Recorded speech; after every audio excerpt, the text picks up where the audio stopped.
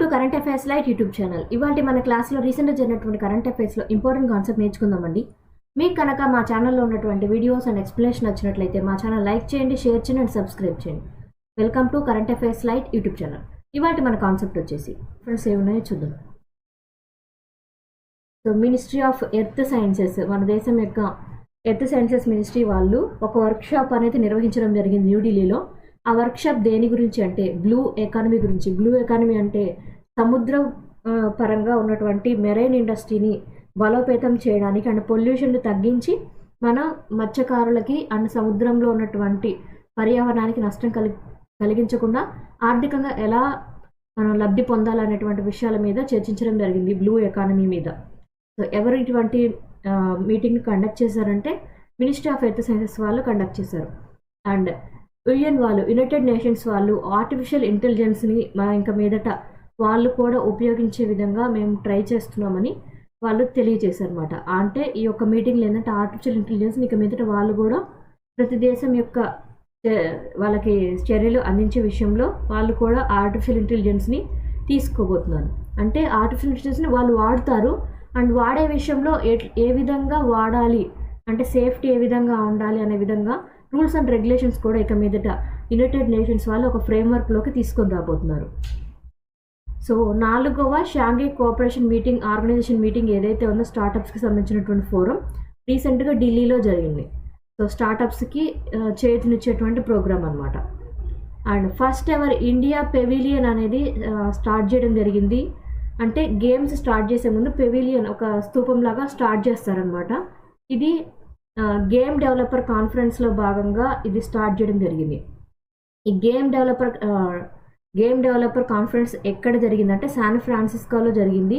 ఇందులో ఏంటంటే చాలా దేశాలకు సంబంధించినటువంటి గేమింగ్ మార్కెట్ ఏవైతే ఉంటాయో అంటే game marketing, web gaming marketings ఏవైతే ఉంటాయో అవన్నీ కూడా ఈ శాన్ ఫ్రాన్సిస్కోలో జరిగినటువంటి గేమ్ డెవలపర్ కాన్ఫరెన్స్లో పాల్గొనడం జరిగింది.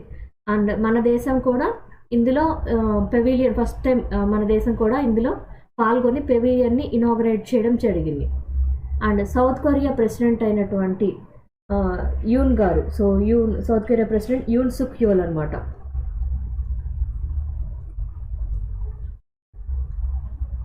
ఆయన ఒక సమ్మిట్ అనేది నిర్వహించారనమాట. ఎందుకోసం అంటే వాళ్ళ దేశంలో వస్తున్నటువంటి ఫాల్స్ రికగ్నిషన్స్ కానీ అంటే ఏ టెక్నాలజీని వాడేటప్పుడు ఇంకా ఎటువంటి ప్రాబ్లమ్స్ వస్తాయి అండ్ పక్కన ఉన్నటువంటి వాళ్ళకి ఎప్పుడు న్యూక్లియర్ వెపన్స్ తోటి ప్రాబ్లమే చైనా ద్వారా అండ్ నార్త్ కొరియా ద్వారా ఎప్పుడు వాళ్ళు థ్రెట్ అనేది ఫీల్ అవుతూ ఉంటారు.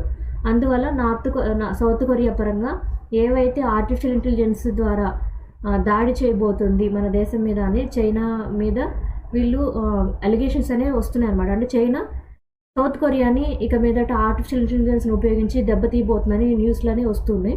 అండ్ దానివల్ల ఏంటంటే ప్రజాస్వామ్యాన్ని దెబ్బతీసే విధంగా ఏ టెక్నాలజీ వస్తే దాన్ని ఎలా ఎదుర్కోవాలి అనేటువంటి విషయాల మీద సౌత్ కొరియా వాళ్ళు ఒక మీటింగ్ అనేది కండక్ట్ చేసుకున్నారు.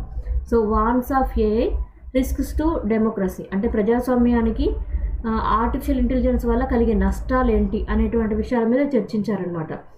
వాళ్ళు కూడా ఆర్టిఫిషియల్ ఇంటెలిజెన్స్ని వాడే విషయంలో రూల్స్ అండ్ గైడ్లైన్స్ అనేవి తీసుకొని రాబోతున్నారు.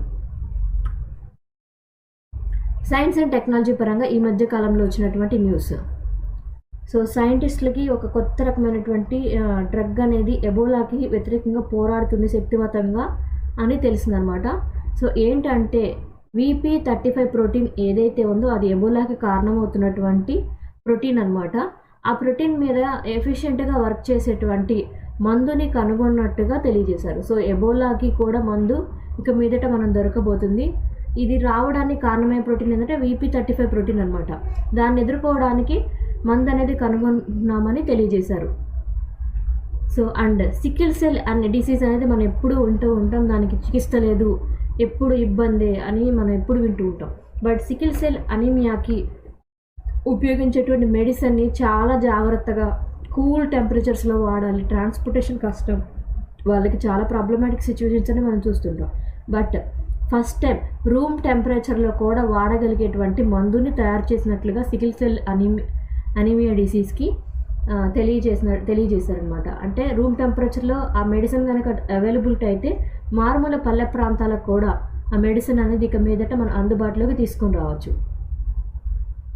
అండ్ గూగుల్ వాళ్ళు సైమా పేరుతోటి ఒక ఏఐ ఏజెంట్ని తీసుకొని వచ్చారనమాట. ఈ సైమా ఏదైతే ఉందో అది ఎటువంటిదంటే గేమ్స్ ఆడడంలో ప్రొఫెషనల్ అనమాట.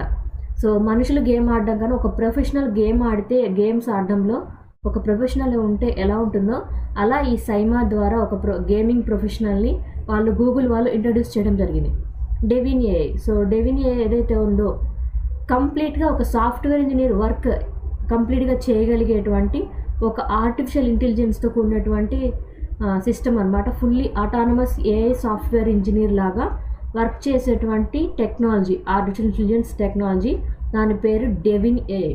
సో ఇక్కడ సైమా ఏమో గేమింగ్ ప్రొఫెషనల్, డెవిన్ వచ్చేసి సాఫ్ట్వేర్ ఇంజనీర్ లాగా వర్క్ చేయగలిగేటువంటి ప్రొఫెషనల్. ఇస్రో వాళ్ళు రీసెంట్గా పుష్పక్ని లాంచ్ చేసి టెస్ట్ చేయడం జరిగింది. ఆ యొక్క ఎక్స్పెరిమెంట్ ఏదైతే ఉందో కర్ణాటక ప్రాంతంలో టెస్ట్ చేశారు, అది సక్సెస్ అయిందనమాట. సో ఈ ఆర్ఎల్వి పుష్పక్ అనేది ల్యాండింగ్ ఎక్స్పెరిమెంట్ కండక్ట్ చేశారు ఇస్రో వాళ్ళు, అది సక్సెస్ఫుల్గా జరిగింది, ఎటువంటి ప్రాబ్లం లేదని తెలిసిందనమాట. అండ్ దాంతోపాటు న్యూ బ్లాక్ హోల్ మ్యాప్ అనేది కనుగొనడం జరిగిందనమాట. అంటే ఇంతవరకు కనుగొన్నటువంటి బ్లాక్ హోల్స్ ఏవైతే ఉన్నాయో వాటికన్నా చాలా పెద్దదైనది ఏ విధంగా ఏర్పడింది అండ్ దాని గురించి కొన్ని విషయాలు అనేవి, ఆసక్తికరమైన విషయాలు అనేవి ఈ మధ్య కాలంలో బయటకు తెలుసు అనమాట. Largest ever volume of the యూనివర్స్గా దీన్ని ఈ కొత్తగా కనుగొనబడినటువంటి బ్లాక్ హోల్ని అభివర్ణించారు. సో అగ్నిబాన్ అనేది ఒక రాకెట్ అనమాట, ప్రైవేట్గా ఏర్పాటు చేయబడినటువంటి ఒక రాకెట్. సో ఇది ఎవరు లాంచ్ చేశారంటే అగ్నికుల్ కాస్మోస్ వాళ్ళు స్టార్ట్ చేశారు. ఇది వచ్చేసి రాకెట్ లాంచింగ్ చేసేటువంటి సంస్థ అనమాట. ఇది చెన్నై సంస్థ. ఓకే, చెన్నై సంస్థ అగ్నికుల్ సంస్థ అనమాట. ఈ అగ్నికుల్ సంస్థే అగ్నిబాన్ అనేటువంటి ప్రైవేట్గా ఏర్పాటు చేసినటువంటి రాకెట్ని ప్రయోగించింది.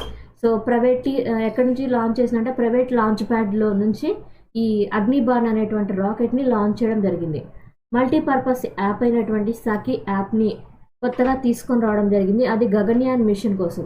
సో గగన్యాన్ మిషన్ ద్వారా మనం ఆకాశంలోకి ఆస్ట్రోనాట్స్ని పంపించినప్పుడు వాళ్ళ యొక్క ఆరోగ్యం ఏ విధంగా ఉంది అండ్ వాళ్ళకి ఏదైనా అవసరమా అనేటువంటి విషయాలతోటి అండ్ వాళ్ళతో కమ్యూనికేషన్లో ఉండడానికి ఈ సఖీ అనేటువంటి యాప్ని తీసుకొని రావడం జరిగింది. అండ్ దీని ద్వారా గగన్యాన్ మిషన్కి బెస్ట్గా ఉపయోగపడుతుందని తెలుస్తుంది. Thank you for watching my video. మీకు కనుక నా వీడియో ఎక్స్ప్లెనేషన్ వచ్చినట్లయితే నా వీడియోస్ లైక్ చేయండి, షేర్ చేయండి అండ్ సబ్స్క్రైబ్ చేయండి. మీకు నా వీడియోస్ ఏ విధంగా అనిపిస్తున్నాయో నాకు కామెంట్ సెక్షన్లో తెలియజేయండి. Thank you for watching my video. Thank you.